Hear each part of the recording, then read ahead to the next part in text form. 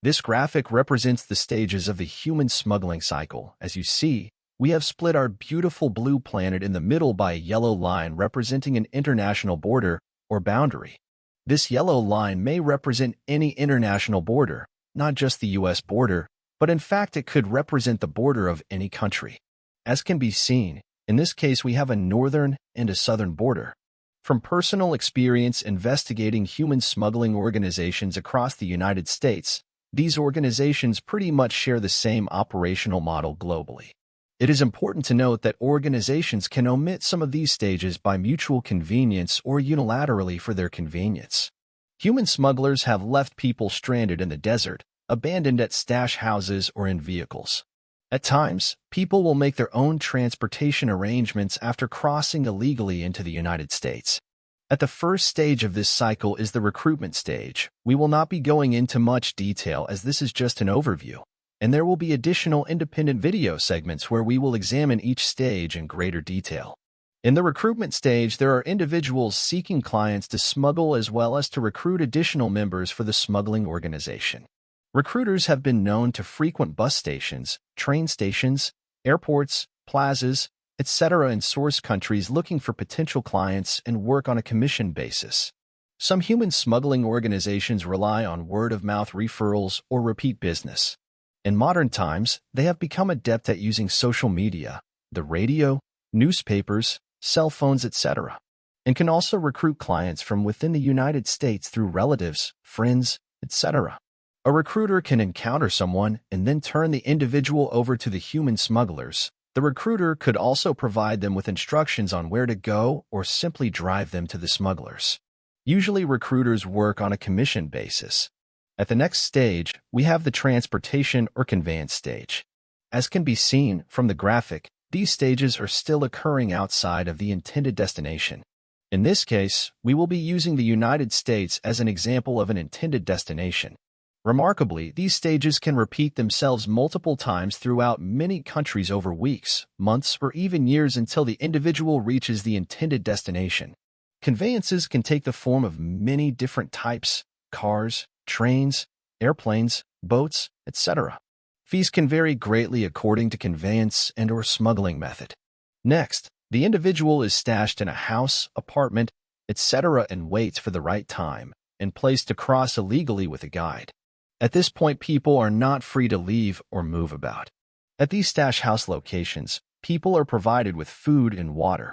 They must keep from drawing attention from neighbors and police and will typically have a caretaker responsible for either cooking or stocking the location with food. To maximize profits, human smugglers try to keep people at stash houses the least amount of time possible.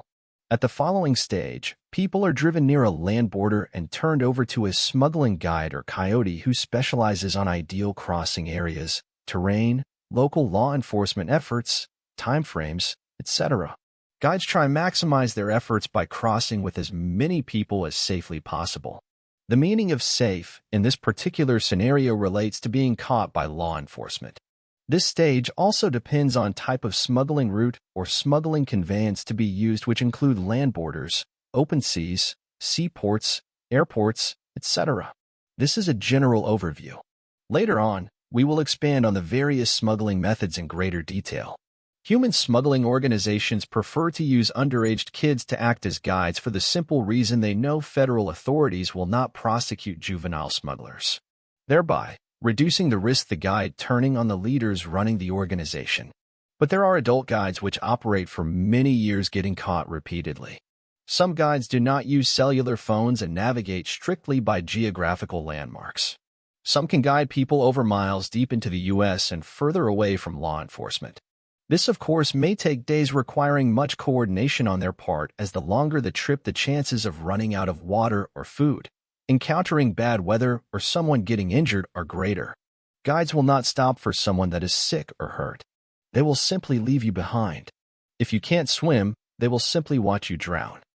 They study law enforcement methods, techniques, and capabilities and adjust accordingly.